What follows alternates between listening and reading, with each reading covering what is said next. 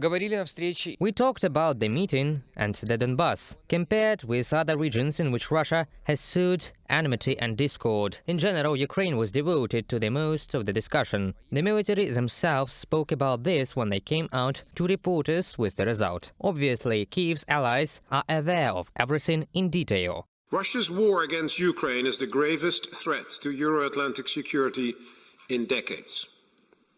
What Moscow hoped to be a three-day war is now entering its 15th month. The strength and determination of the Ukrainian armed forces and the Ukrainian people continue to astound us. Earlier today, we dedicated a special session to the military situation in and around Ukraine. The Ukrainian military representative provided a detailed account of the situation on the ground and stipulated the support that Ukraine requires to continue the fight for what is legally theirs. The Chiefs of Defense reaffirmed their unrelenting support. There is no doubt that NATO will support Ukraine for as long as it takes. Make no mistake, Russia will not stop at Ukraine. Its ambitions lie far beyond its borders. We have seen it with Abkhazia and the South as Ossetia, as well as Transnistria. Again and again, Russia has shook the foundations of the rules-based international order. And unfortunately, they have ushered us, NATO, in a new era of collective defense. Украина ставит на качество. Ukraine puts on quality and Russia on quantity. It was in these categories that the generals in Brussels thought. Russia has not been held in high esteem here for a long time. After all, after the Madrid summit in 2022, where a new strategy was adopted, Russia is recognized as a #1 threat. But once upon a time, Russian President Dmitry Medvedev was at the Lisbon summit of the alliance. And in that concept, the aggressor country was called a strategic partner of NATO. Degradation of the Russian armed forces is very uneven. It's predominantly in the ground forces, of course, which is why most of Admiral Bauer's examples were probably from that. In other domains, the degradation has been much less noticeable. One of the miscalculations of the Russian operational or even strategic planners in the beginning was because they thought it was a three-day war.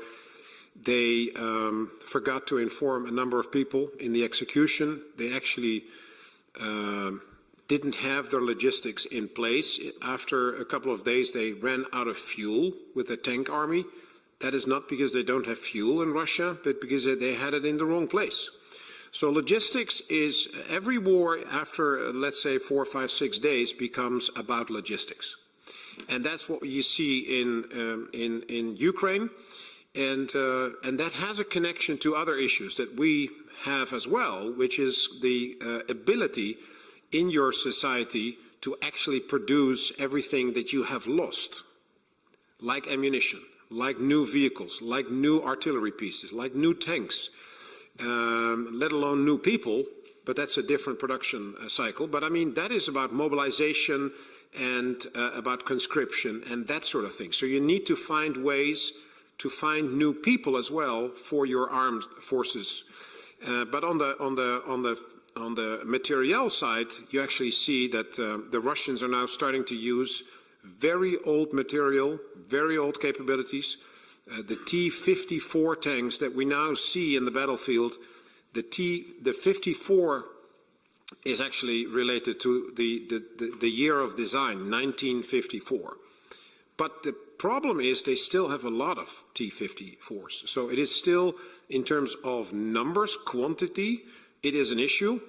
And I think that is what we will see now, is that the Russians will have to focus on quantity, larger number of conscripts and mobilized people, not well trained, older material, but large numbers, and not as precise and not as good as the newer ones, and that the Ukrainians focus on quality with Western weapon systems and Western training.